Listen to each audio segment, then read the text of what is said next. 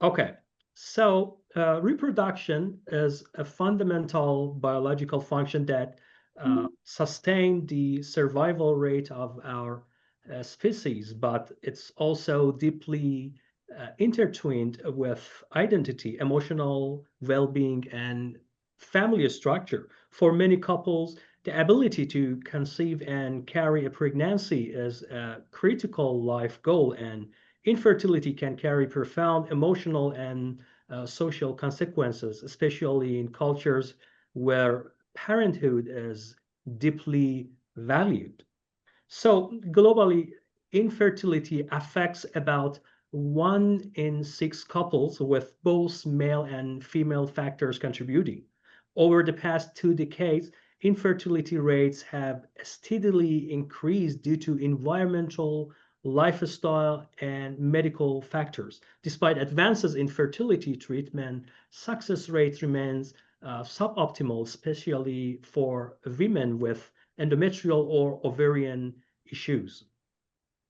So we have some well-known causes of the infertility. For female infertility can result from ovulatory disorders, tubal damage, uterine abnormalities, and poor endometrial receptivity. In addition, premature ovarian insufficiency and recurrent implantation failure are major challenges in IVF clinics. Importantly, many of these conditions involves tissue damages or dysfunctions, making them ideal targets for regenerative medicine. In addition to female factors, male infertility is also an important cause. The main issue is often low semen quality, which can include low sperm count, poor motility, abnormal sperm morphology, and no sperm at all. Other contributing factors include testicular malformations, hormonal imbalances, varicose cells, and blockage in the male reproductive ducts could be another issues and another cause for infertility in males. These issues can impair the ability of sperm to fertilize the egg and must be considered during infertility evaluation. Traditional treatment like IVF, hormonal stimulation, and surgical repair have made great strides, but many patients fail to respond, especially in case of thin endometrium, poor ovarian reserve, or recurrent implantation failure. These are the cases where we urgently need to have a new tools and where regenerative approaches are now offering real hope. Regenerative medicine aims to restore structure and function to damaged tissues using the body's own healing mechanism.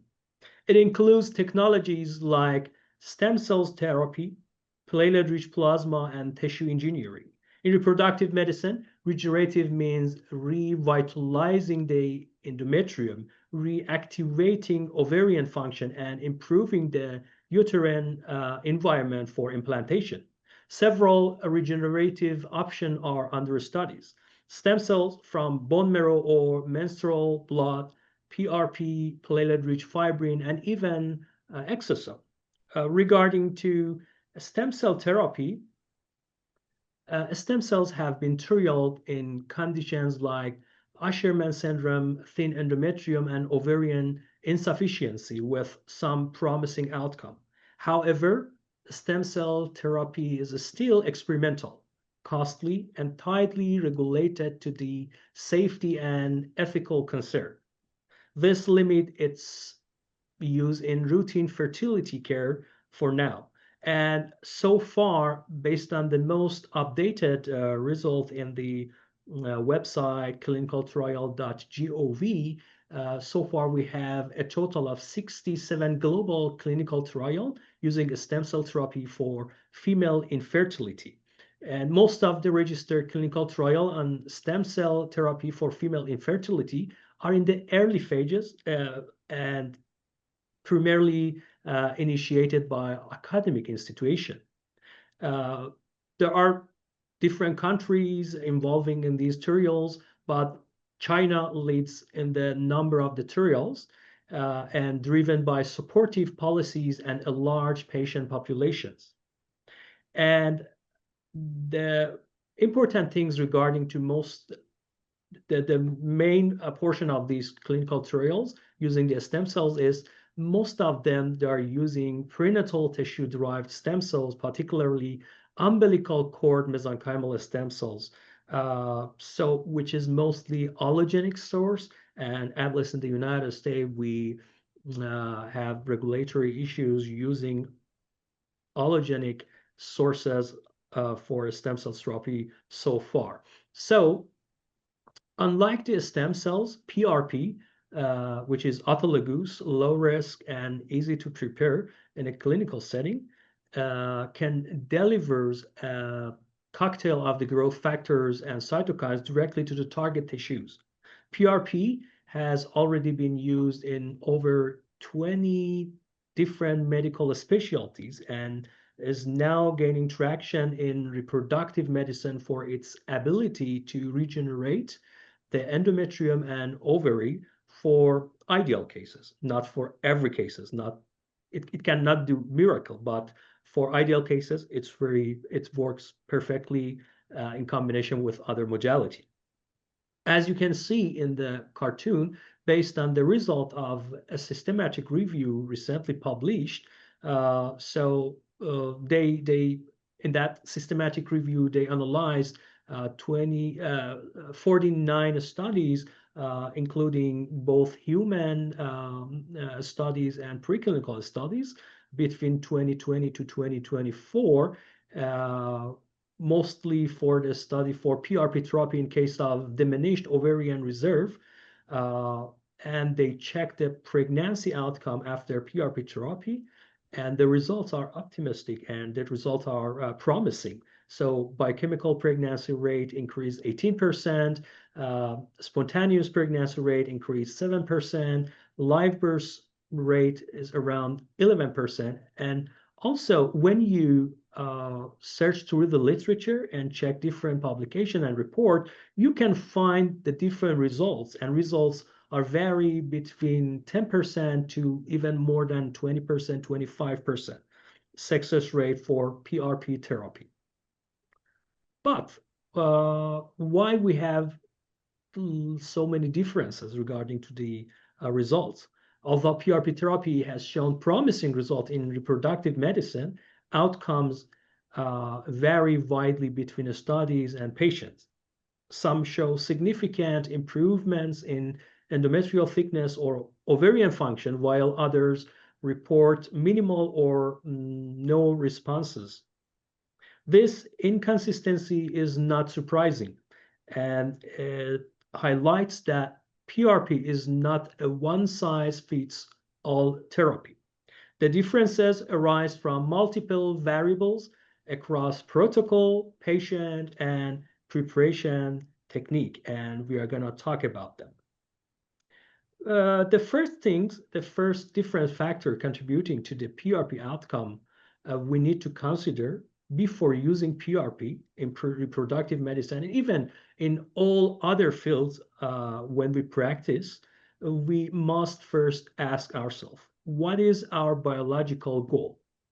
PRP can act either as regenerative biologic or an anti-inflammatory biologic. Dominantly, they can be interchanged, but dominantly it could have one of these distinct rules. Depending on its cellular composition, especially the type and the concentration of the platelet, leukocyte, and cytokine, PRP will lean toward one of these profiles. So for each indication, we must decide, do we want to minimize the inflammation, or do we want to create a controlled inflammatory response to initiate the regeneration? Without that clarity, PRP become a shot in the dark. For example, recently there is a study published, and they brought an idea which focused on dynamic beneficial role of mononuclear cells, specifically classical monocyte and monocyte-derived macrophage, in endometrial repair and scarless healing. You choose of platelet-rich plasma formulation should reflect the goal of enhancing tissue regeneration and modulating the inflammation rather than simply reducing inflammation broadly. So, in this case, maybe if we want to choose between the different formulation of the PRP, we prefer PRP with high concentration of the platelet alongside with high concentration of the monocyte. So I would, from the basic science view, I would suggest monocyte-rich PRP, not leukocyte-poor or leukocyte-rich PRP. Another example could be based on another study, and they found that, and they brought another idea regarding to ovarian insufficiency, premature ovarian insufficiency, and they in this study they brought that idea as chronic inflammation for ovarian tissue as inflamed aging. So in this case, we have a kind of persistent chronic inflammation. So if we treat that patient, treat that case with leukocyte-rich PRP, maybe it's going to be a kind of putting the gas on a fire. Maybe we need to optimize our formulation to just target the inflammation in this case. So in this case, based on the basic science view, I would suggest leukocyte poor PRP with high concentration of the platelet, low concentration, and minimizing the neutrophil and also other leukocyte components like monocyte and lymphocyte. You can see, based on different indication, we need to decide which formulation could be the best for that specific indication. Another thing we need to consider is need for PRP characterization and dosing. Once the goal is defined, we need to characterize the PRP formulation. Most studies don't even report the number of the deliverable platelet, and when they do, the number vary dramatically. We cannot rely on concentration factor, which is very common in the reports, because it's going to be manipulatable easily by changing the volume. We need actual number of the platelet, deliverable platelet, for each tissue, for each site of injection, and for each indication. Even the volume, we don't know the exact volume in most of the cases in the literature, and sometimes we don't have that consensus about the volume, because it's not just the platelet. Even on the volume of the PPP, we have different proteins can influence on the outcome. So we need to first determine the dosing, the deliverable dose of the platelet, and then the volume of the injection for each indication. Look at this chart, which is very simple. So in every body, we have a range of the platelet in our blood baseline. It can be vary based on person to person. It could be between 150 to 450 in the baseline. Now here we have 3 times difference. So you can see if we don't characterize our platelet, our PRP regarding to the platelet number, the outcome could be 3 times different based on the number of the platelets. So it is necessary for us, and it's the need to reconsider that, to determine, to characterize the PRP regarding to the dosing and number of the platelets. Another factor we need to determine is the need for PRP cellular characterization. But PRP is not just about the platelet. Monocyte, lymphocyte, neutrophil are active biologic players in the PRP alongside with the platelet.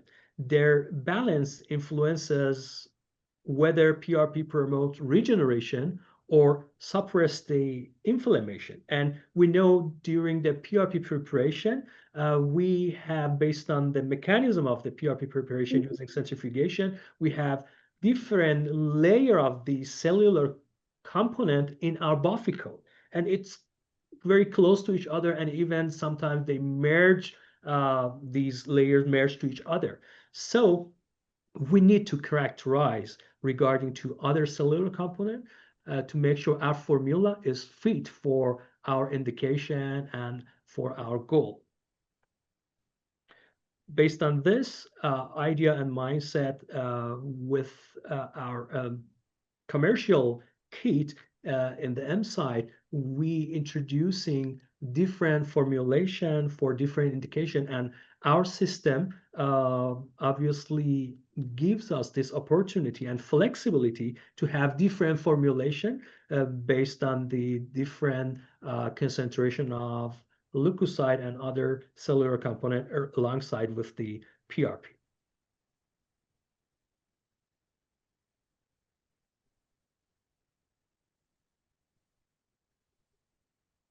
So another thing we need to ask ourselves is preparation method. So we have a bunch of different preparation method in the literature and the protocols, society, different fields of the regenerative medicine, and which one is best for us and fits for our practice. We can have single spin, mostly it's not PRP because our concentration factor is going to be only 2 times, and it's not clinical PRP. And if we want to have the clinical PRP with high amount of the platelet, we need to have double spin. So we have different techniques for preparing the PRP. Also, during the preparation, we need to consider what types of anticoagulant we are using.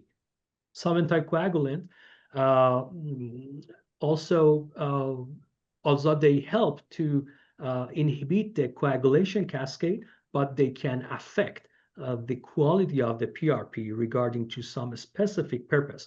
For example, if we need angiogenesis, we recommend using citrate instead of ACDA, since based on lots of evidence and solid evidence, we know ACDA can affect on angiogenesis and endothelial cells. So you can see some tiny factors, some simple factors can affect on the outcome of the PRP quality, and the effect could be big. Also, activation or non-activation, we don't know. There is no consensus, specifically in the field of reproductive medicine, regarding to activation or non-activation of the PRP for reproductive medicine. We need to consider this as well. Some other factors we need to consider, like patient health history and some background of the patient, diet, supplements, medication, because they also can influence and sometimes affect their quality of the platelet in our PRP.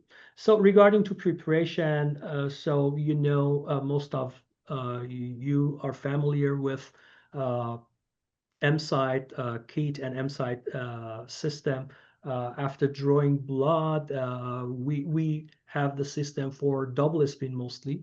We can spin the blood for the first spin. After first spin, we have 2 distinct layer platelet suspended plasma and also red blood cells. And between them, we have the buffy coat, which is the layer of the platelet, monocyte, lymphocyte, and neutrophil. And after first spin, we carefully remove the yellow portion, which is the platelet suspended plasma with the buffy coat, and transfer it in the another compartment of our kit, bottom chamber of our kit. And then after second spin, we have the buffy coat at the bottom of the kit, bottom of the tube, and we can resuspend the buffy coat with the desirable amount of PPP based on our final volume to make the PRP. So our current system is double spin with high recovery rate of the platelet. And also, as I mentioned before, with our system, we can uh, provide that opportunity to have and flexibility to have different formulation for the PRP. If we need for our practice leukocyte poor, we could have high recovery and capture rate of the platelet over 90%, around 90%, and even over 90% without getting any red blood cells and without any contamination of the neutrophil and minimizing other leukocytes. If we want to have the benefit of the monocyte, we can have the monocyte-rich PRP with getting half cc of the red blood cells after taking the whole buffy coat. And if we want to add the neutrophil and get beneficial of the neutrophil regarding to some purpose like angiogenesis, we could have 1 ml red blood cells after getting the buffy coat. So you can see this commercial kit gives us the flexibility for different formulation preparation. And in all of the cases, our recovery rate for platelet is over 90%. So the last slide I'm going to talk about and pass the podium to Dr. Trolik is future perspective regarding to regenerative approach in reproductive medicine, specifically PRP therapy and other modalities.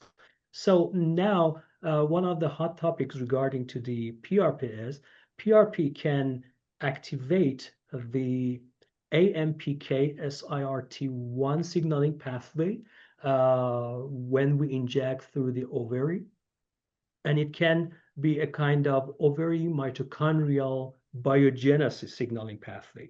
And so still it's very, very preliminary and at initial step of the research, but it could be a kind of good idea regarding to PRP therapy for a specific mechanism for a specific purpose.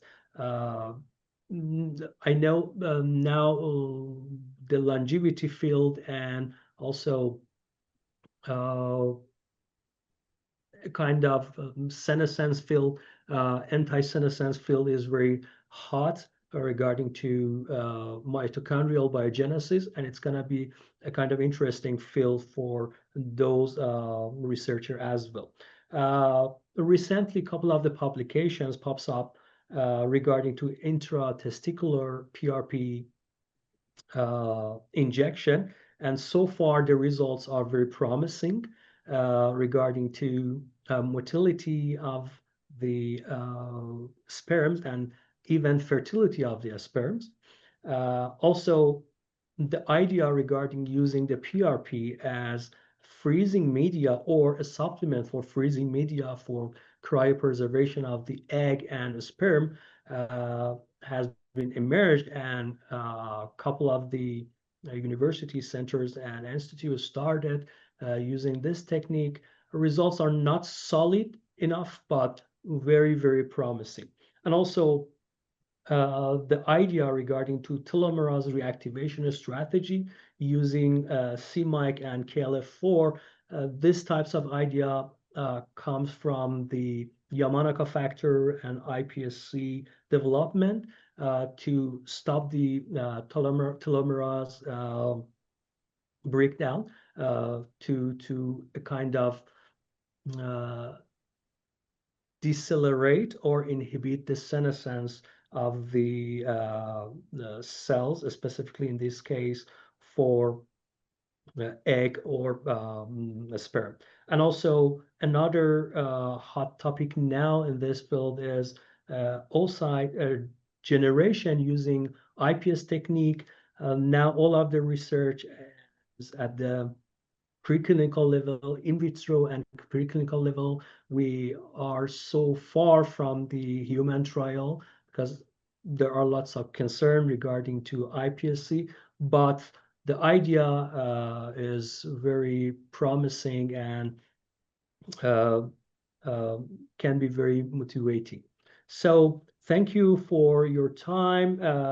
Now I can pass the mic to Dr. Tralik. Do you want Dr. Tralik bring up your slide by myself? Yes, please. I will prefer if you control my slides. Oh. I will feel more comfortable. It never works on me when I start sharing the screen.